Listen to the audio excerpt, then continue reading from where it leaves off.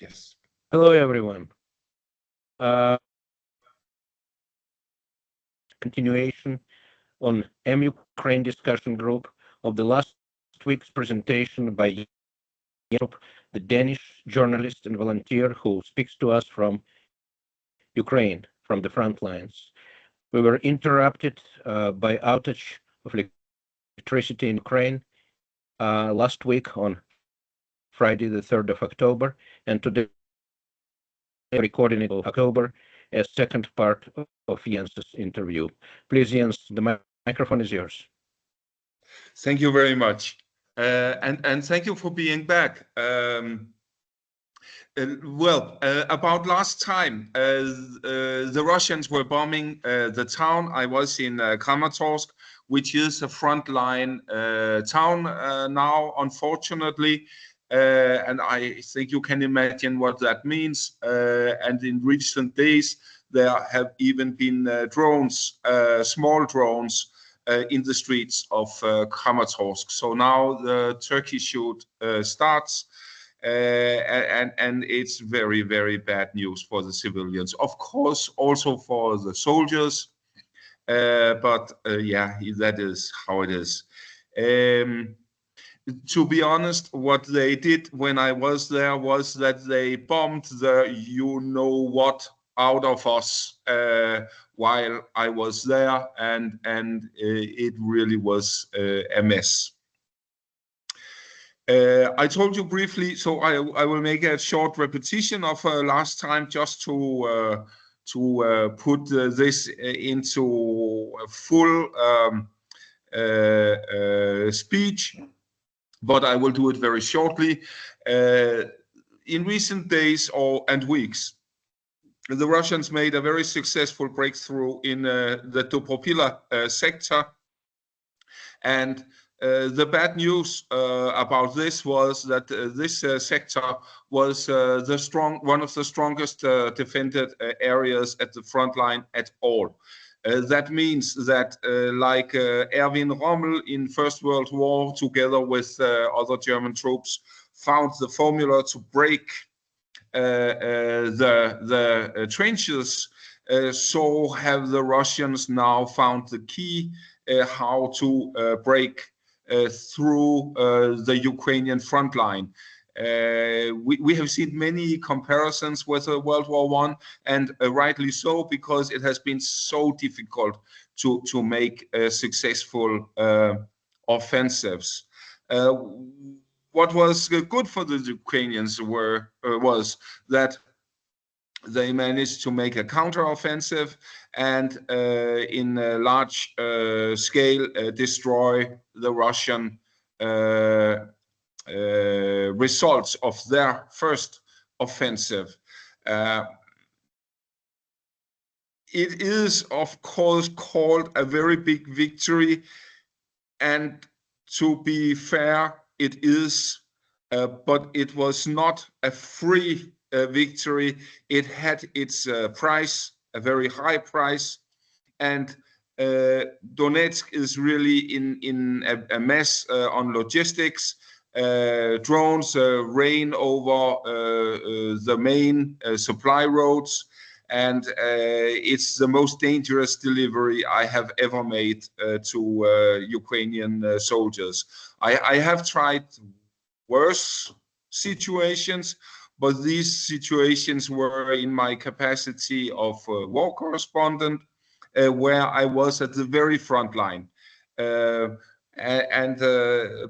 in my capacity of activist and volunteer, sending supplies to the soldiers, this was the most dangerous tour for now during this war. No doubt about that. So let me continue from there on what I didn't tell last time. Drones are really paramount. Of course, drones are not everything at the front line. There are still tanks. There are still fighter planes. There are still machine guns, rifles, hand grenades and all the other equipment in war. But to be honest, there are only 3 countries in the world who are up to date on drone warfare. That is Ukraine, it's Russia, and it's unfortunately China. It is not America, it is not Europe. We are doing our best, and sometimes we think highly of what we are doing, but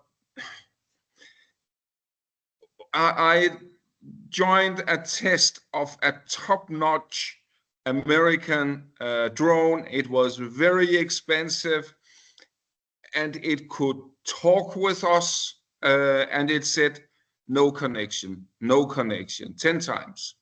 And then it said connection, and we could fly it. And then it said no connection, and it said connected, and then it said automatic flying mode, and then it said not connected, and we never saw it again.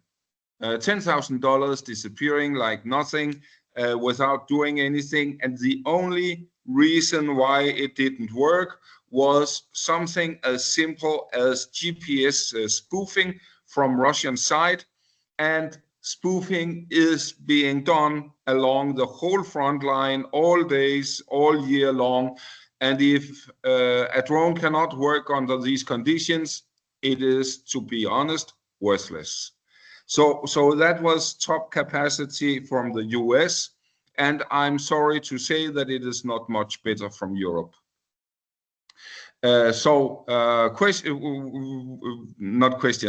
Answers on drone warfare, we need to find them in Ukraine.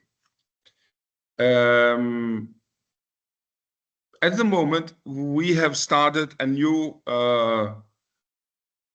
set up in our association, which is Freedom for Ukraine. There we help soldiers with everything they ask, as far as we are able to deliver it. They jokingly, of course, ask very much about F-16s, and we would be happy to deliver them, but we thought that it would be difficult to hide them in our minivan.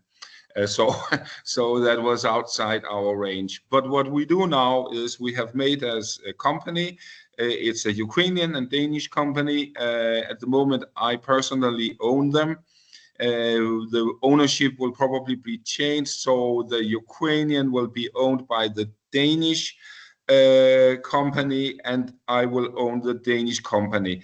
We need to do it that way because when we have an association, we cannot deliver weapons. In theory, yes, but in practice, no. And the reason is, when you think about it, very obvious, because there are some people, especially from the Middle East, with some ideas about how to use weapons, and that is unfortunately against ourselves. So the idea of having private associations working on weaponry is something that the authorities will never accept, and with very good reason. But there are fundraising, private fundraising for arms, and that is what we will look into. And then we will use especially Ukrainian technology, but we will also use Danish engineers in order to have people in Denmark that know about the technology. And that's not only a question about Denmark. I'm Danish, so therefore it's from Denmark my world starts. But still, it's very important for NATO and Europe on a larger scale that we have these capacities and skills within our countries and our alliance. And that is why we do it. Also, to be honest, when we talk about arms, even inside the West, there have been a lot of scandals during history. Let me remind you, Lockheed Starfighter in the 1960s, the Royal House of Netherlands, and several German politicians and so on were deeply involved in corruption on the very, very high level.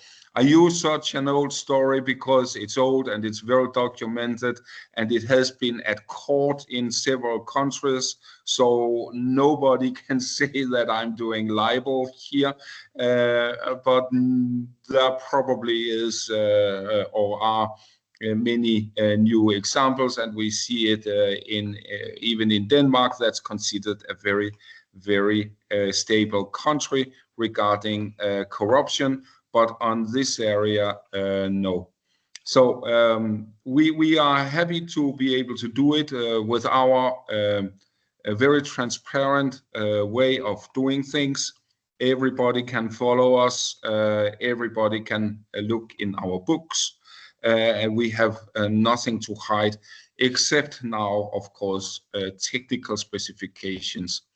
There we have readers who would love to know about it, and we don't want them to know about it. So I think that's very understandable. To do this, we would like to expand our work, meaning that we need more of me. We would very much like to have a young, doesn't need to be young, I'm not young, but usually young journalists will be in a situation where they have no obligations, they don't need a large income, because that is something we really cannot offer. And young people often have the flame inside them for the good cause.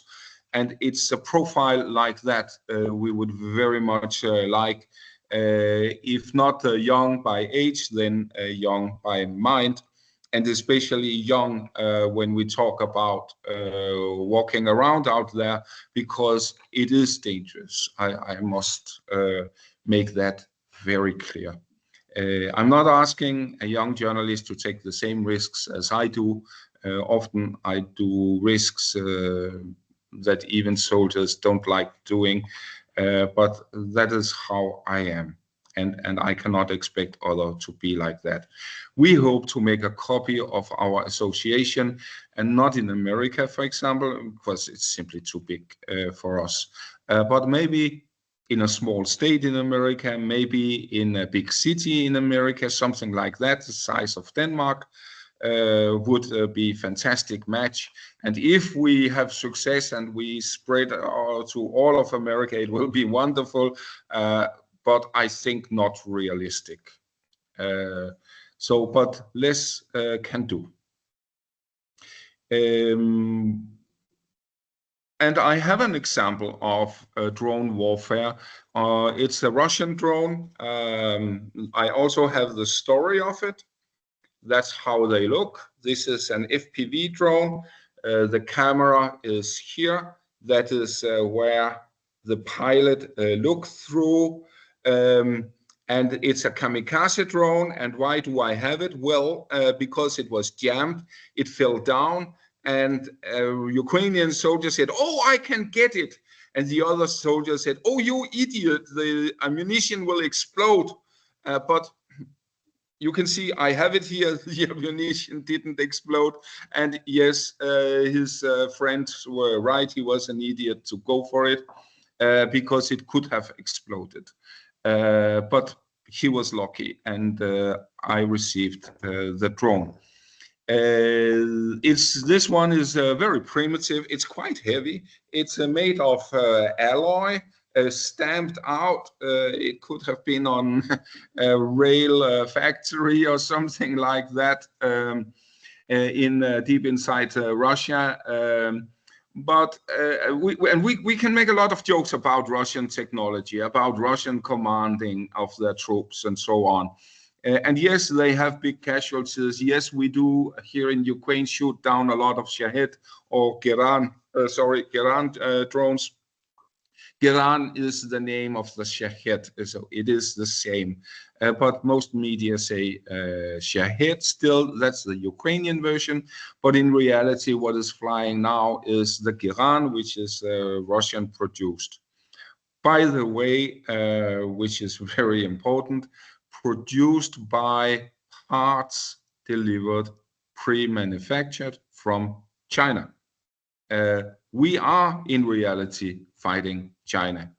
They are not totally involved in the war, but they are participating, no doubt about that. Our initiative is called Hugin and Munin. That is the 93rd Brigade that wanted it with that name. I'm very pleased that they engaged so much in it and have so big expectations. I hope we can deliver. To be honest, I think it's very difficult for us to do that because the expectations are very, very high. But you see, how is the drone war? Well, these small FPV drones I just showed you, these drones are very primitive. And to get something out of them, you need a very, very good drone pilot. And you have absolute aces on both sides. And these aces are like in World War I and World War II, they are worn down. They are working all the time, and you can imagine what kind of work it is. You're looking through this camera, and you see the faces of the people that you kill. You get very close to them. You see their fear. You see sometimes that they hide. They do everything they can to survive, and then they meet their end. And of course, it's the enemy, but they are also humans. And no matter how many bad experiences you have had with your comrades in arms, where the Russians have committed terrible crimes against them, you don't know what the specific Russian soldier have done or not done, the one you have on your camera. And it's horrible work to do that day after day after day, year after year. I think you all can imagine that. And it is like World War I, especially, and also World War II. You cannot rely on the aces. That is what Germany did in both world wars. When you think about a fighter pilot top ace, who would you think about? What would be the first name? Good chances Red Baron, and he was German. And maybe Bölke, maybe Galland, maybe Hartmann. Hartmann was the high-scoring ace in all of history. And these names, they are all German. But let me remind you who won the war. Who won those two world wars? It was not the Germans. Having aces is not the way to win a large war of attrition. What wins a war is quantity, industrial output, and high average level of your pilots, much more than top aces. Top aces cannot compensate for quantity and general high level of education. But to do that with the technology we have right now, we need much more advanced technology, and that is what we want to add to it.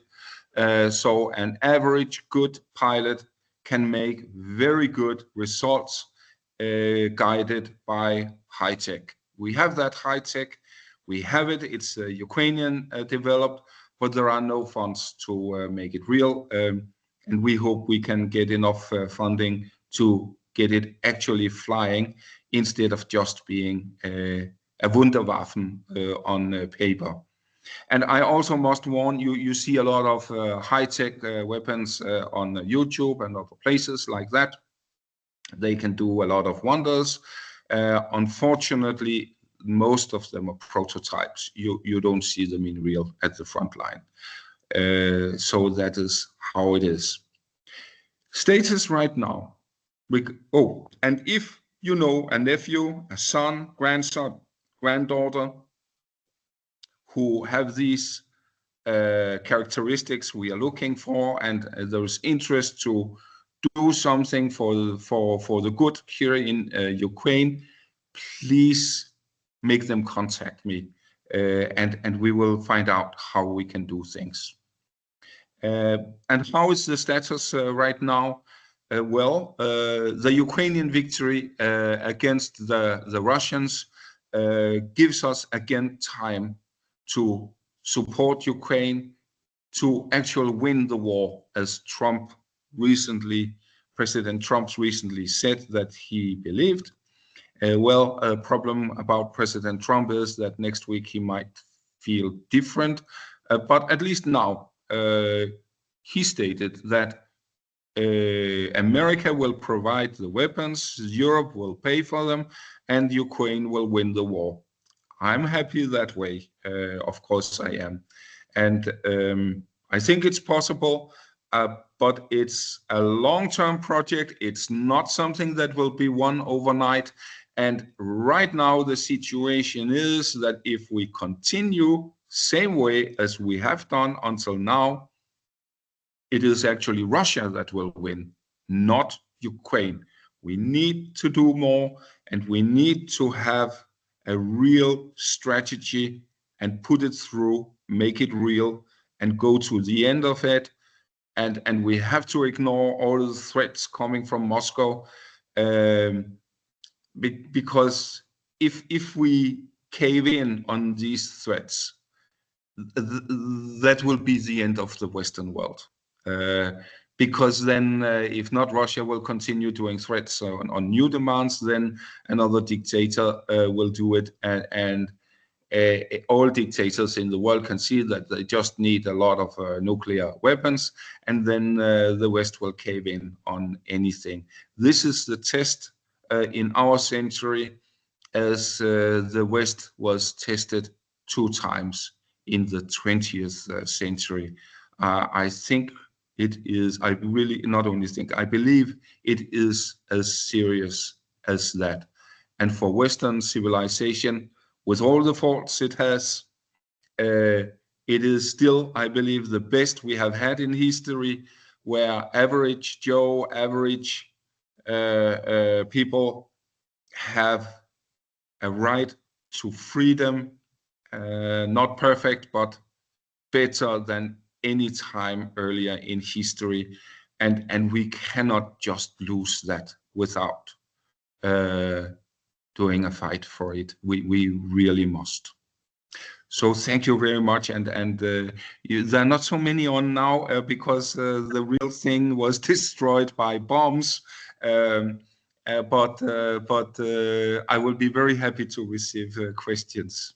Yes, thank you very much. I think it's the best analysis I heard recently. You are doing incredible job.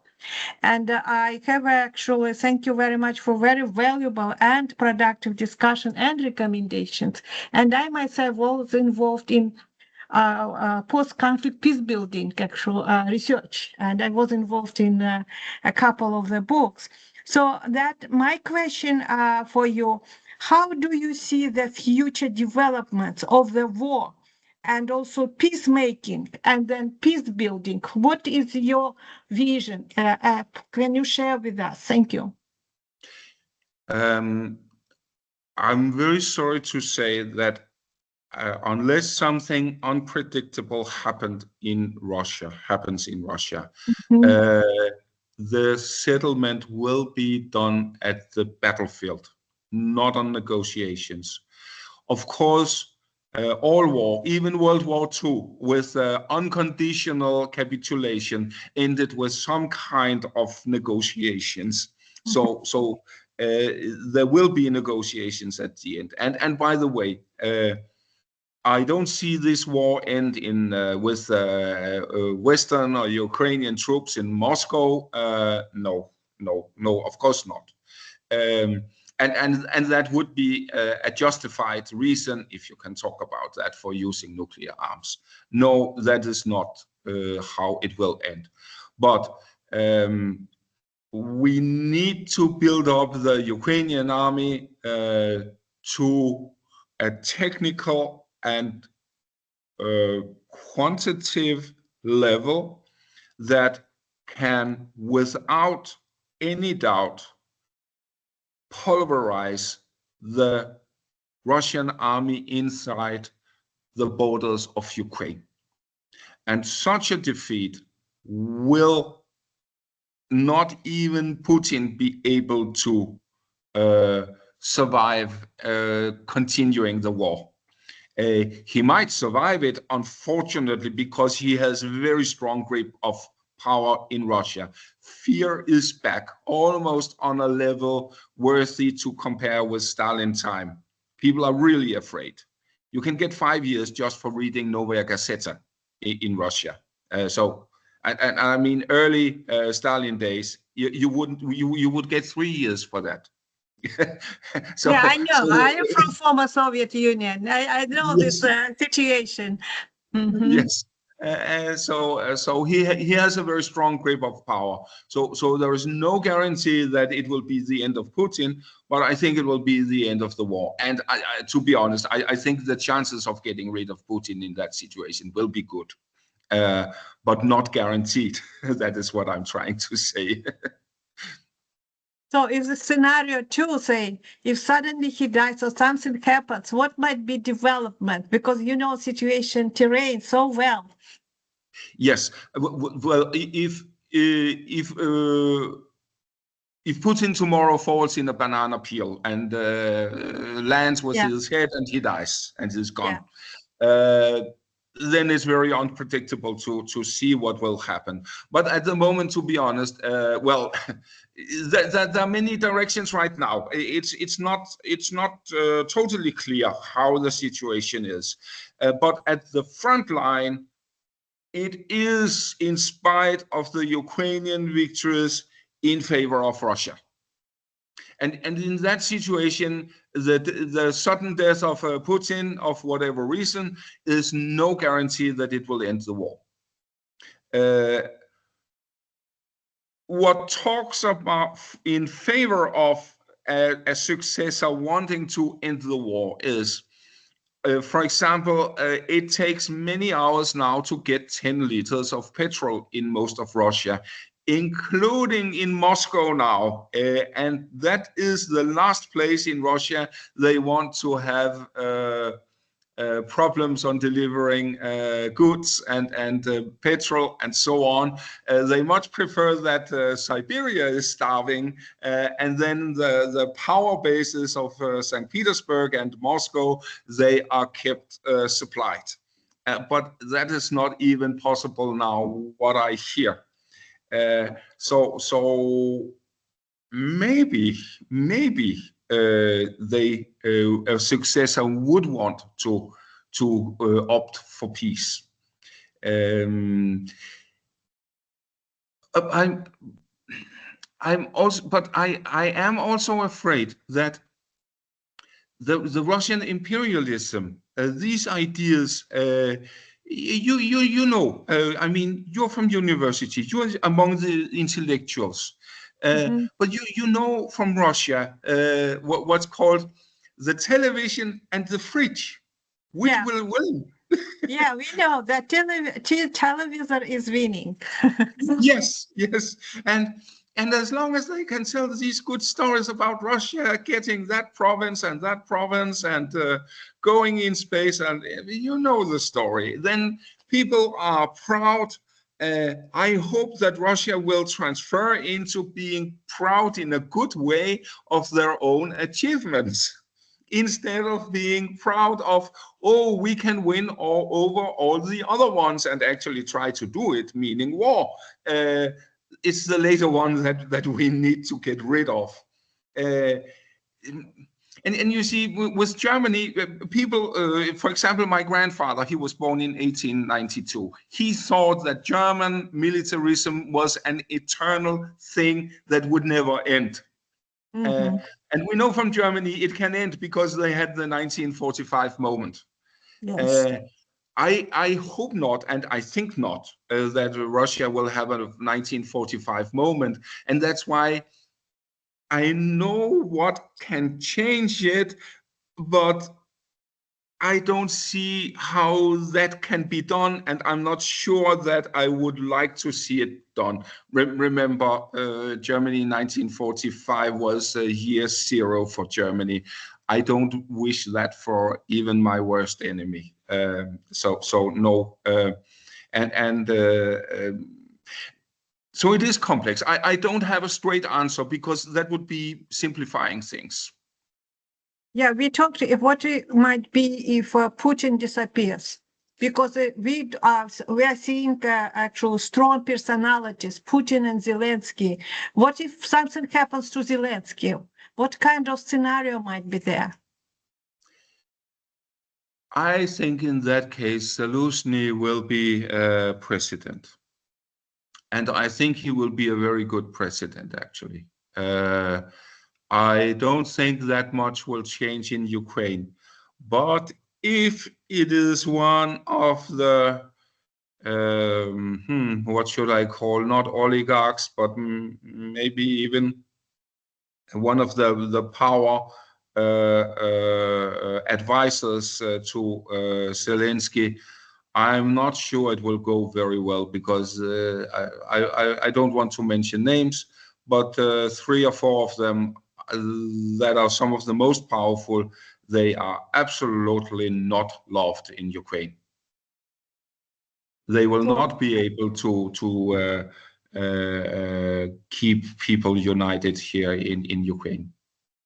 Yeah, that's very important to see vulnerability of Ukraine and uh, areas where should be actually we should focus and help with more unity and solidarity. And I agree with you that very unequal actually situation of both sides are very different in many ways. And some say even that Russia may win in the future anyway. Some say if it depends.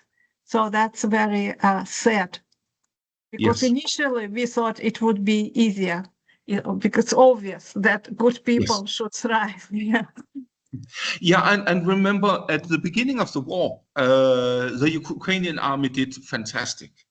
Uh, Almost everybody was so surprised about it. Mhm. I'm probably one of those that were least surprised because I have been with the Ukrainian army before that. I knew what they could. Uh, uh, but even I was surprised. I must admit, I was also surprised. But we had a momentum there. And had we given what we give now, the war would be over by now. I'm very sure of it. But we did the usual Western thing. Oh, now it's going well. We don't need to do more. We also need money for a new road, a new pension system, a new, Mhm. I don't know what. Good, nice things, but unfortunately, things that don't win a war. And Russia and Putin, I must give him that credit. When they had the big defeats in Ukraine, they immediately changed for long time war, a long-term war of attrition, prepared their economy for it, prepared the military for it. They did all the, for them, right things in that situation. It's not top-notch weapons. It's quantity, quantity, quantity, and preparedness to take the losses all the time. And just continue. Some Ukrainian soldiers said it very vividly to me that the Russian attacks were like waves on the beach, and it doesn't remove much, but they keep on coming and coming and coming, and in the end, the beach will give in for the waves. Yes, yeah, I actually surprised and how you are actually comprehend everything, all tiny details only Soviet post-Soviet people can see. And I just impressed by your great experience there. You can see the full picture. And if we see our trajectory from the beginning, we had much more optimism. Yes. And we were sure that it's obvious that Ukraine should win anyway. But now we can see how it is difficult, and we underestimated the many things actually uh, at the beginning. And what were the main mistakes? If we go back, we just can analyze what was actually done in wrong way. Or what do you think about this? There is one single thing that I can point out. It's not the only reason, of course not. But if I Yes. should mention one thing where I think it shows very good the way we think in the West. We gave Ukraine a lot of tanks, a lot of armored vehicles. We gave them a lot of Western training. And let me say, with the training, we taught them how to make war as we prepared for the Cold War. Unfortunately for the Ukrainians, that's not the war now. It would be like preparing using horses up to World War II. And it didn't work. You can see the Poles were very brave, but the horses did not do well against the German tanks. And then one thing we said, we taught them NATO doctrine without giving them an air force.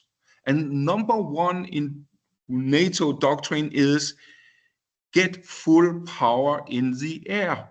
And how should the Ukrainians ever be able to do that without the F-16s, without the Gripen, without the Mirage fighter jets that we are giving them now? But it's 1, 2, 3 years too late that we do it. Yeah, I think that if you talk about lessons learned, the number one underestimation, the role of drones, the role Yes. of air, correct? That's obvious. And what is the other lessons we can learn if we go back a little bit? Especially on drones, we can learn a lot. And it's not just about the tech by itself. It's a way of thinking. It's more complex than the nuts and bolts on the drones and the chips and whatever you put on to make a drone. That is of course important, but it's the way of thinking. The West think about perfect. Let me give you an example. HIMARS, the rocket launcher system, missile launcher system, was very precise. 100% of them actually hit the target to begin with. Russia only uses good enough. They lose a lot of people on it. They always did through history. Their commanders don't care. That's how they are educated, unfortunately, even today. And we can see that on the battlefield. They don't give a damn about their private soldiers. It's very sad to see. And but they have a 3, 4, 5 weeks circle in development. So they try, oh, could we jam the HIMARS this and that way? Then they make this circle, improve their equipment, and oh yeah, they could jam maybe 1%, maybe 2% of them. Then they have, oh, but maybe we can twist and tweak. And 4 weeks later, they go for 5%. And today, it's less than 30% of the HIMARS that actually hit the target. And these top-notch weapons are good when we are fighting what the British called tin pot countries. It works against Iraq because the war will be so short. So for Iraq, there will not be a 5-week circle before it's all over.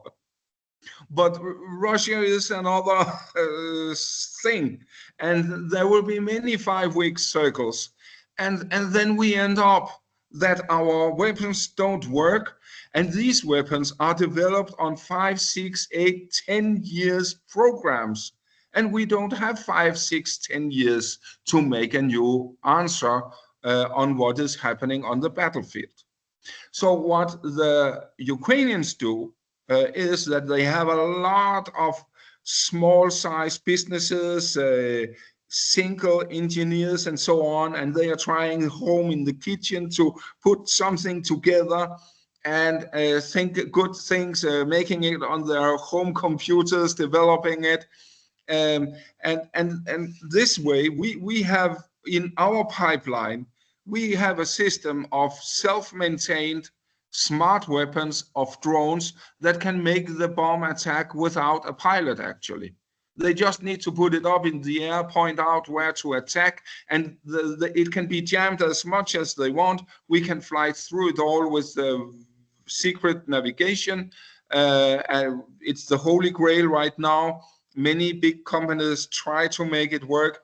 We have actually had it tested and it works. We know how to make it work. And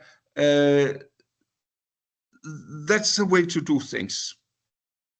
And yes, it also makes a lot of waste because there are many parallel developments.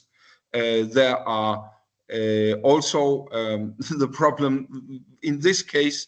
It's 5 Ukrainian engineers having worked for 4 years on this project, financed by an industrialist in Kharkiv.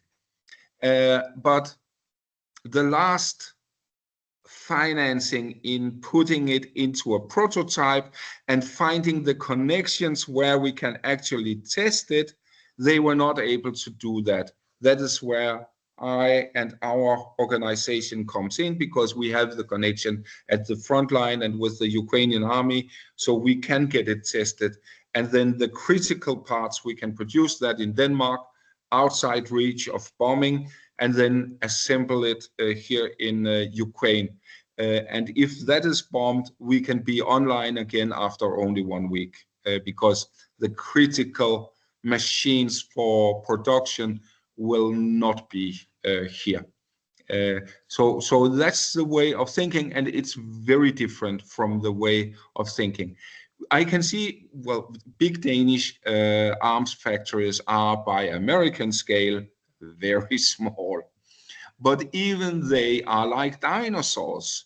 When I tried to make them interested, what they actually were interested in doing was to get the engineers, employ them within their own company, and put them down to the same slow speed as they work on their projects again. So what they wanted to do was actually take talent, an ability to make it work in months, and change it all into multi-year projects. And multi-year projects, they are absolutely worthless in a war that changes for every 6 months. We need to think differently now.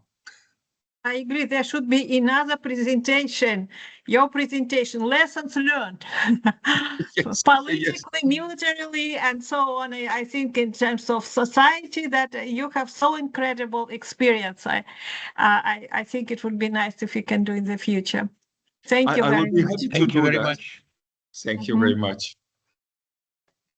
Thank you very much, Jens, for being with us. It's Thank a you very great much, pleasure, Victor. and we wish you everything of which we can. And Thank you we very will be in much. touch. Thank you for giving us your I will be happy expertise to and time. participate with lessons learned. Maybe we should do it by the end of the year, because there our MUkraine company has been flying for some time, and I might be able to present you something there. That's a good idea. Lessons learned. It's Great. time. Thank you. Thank you. Mm-hmm. Great thanks from all of us. Mm-hmm. Okay, Thank bye. you for now. Bye. Bye.